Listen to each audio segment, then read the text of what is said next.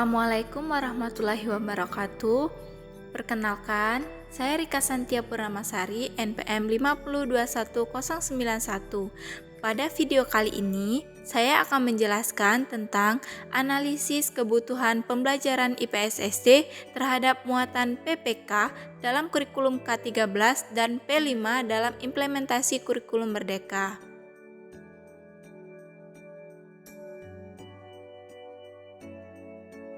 Kebutuhan pembelajaran IPS SD muatan PPK dalam kurikulum K13.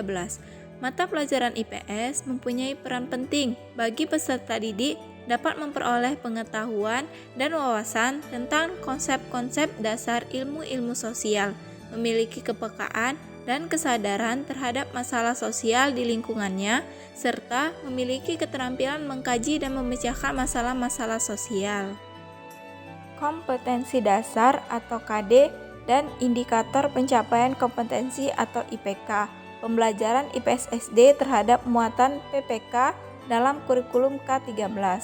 Kompetensi dasar mata pelajaran ilmu pengetahuan sosial kelas 1, 2, dan 3 diintegrasikan ke dalam mata pelajaran lain atau integrasi interdisipliner untuk memudahkan pengorganisasian, yaitu kompetensi dasar ilmu pengetahuan sosial diintegrasikan ke kompetensi dasar mata pelajaran bahasa Indonesia, ke kompetensi dasar mata pelajaran pendidikan Pancasila dan Kewarganegaraan, dan ke kompetensi dasar mata pelajaran matematika. Sedangkan untuk kelas 4, 5, dan 6, kompetensi dasar mata pelajaran ilmu pengetahuan sosial berdiri sendiri, namun pembelajarannya tetap menggunakan tematik terpadu, yaitu kompetensi dasar mata pelajaran IPS diintegrasikan ke dalam berbagai tema. Integrasi interdisipliner dilakukan dengan menggabungkan kompetensi-kompetensi dasar beberapa mata pelajaran agar terkait satu dengan yang lainnya, sehingga dapat saling memperkuat atau menghindari terjadinya tumpang tindih dan menjaga keselarasan pembelajaran. Indikator pencapaian kompetensi atau IPK merupakan penanda pencapaian KD yang ditandai oleh perubahan perilaku yang dapat diukur yang mencakup sikap, pengetahuan, dan keterampilan. Muatan P5 Kurikulum Merdeka. Proyek penguatan profil pelajar Pancasila adalah program pembentukan pelajar Pancasila yang mampu berperilaku sesuai dengan nilai-nilai Pancasila.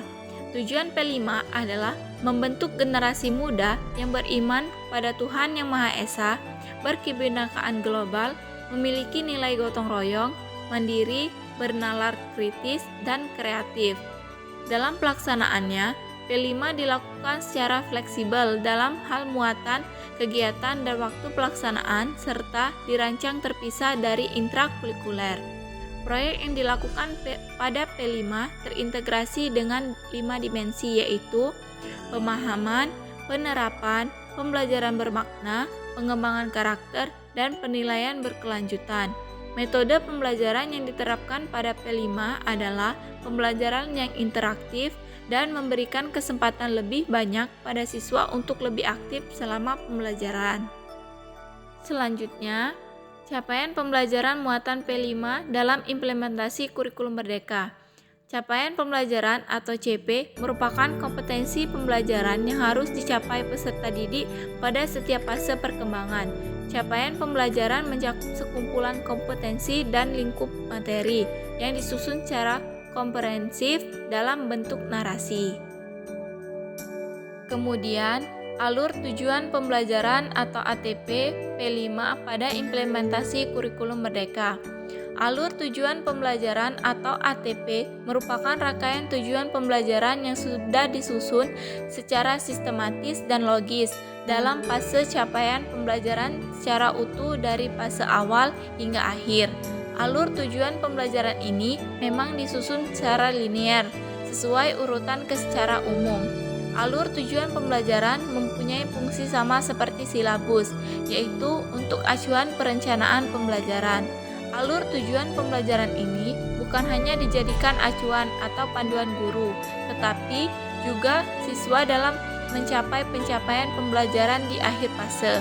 Seperti yang diketahui, pemerintah menetapkan capaian pembelajaran kurikulum Merdeka dalam fase-fase, yaitu Fase A untuk tingkat kelas 1 dan kelas 2, fase B untuk tingkat kelas 3 dan kelas 4, fase C untuk kelas 5 dan kelas 6, fase D untuk kelas 7 dan kelas 8, fase E untuk kelas 9 dan kelas 10, serta fase F untuk kelas 11 dan kelas 12.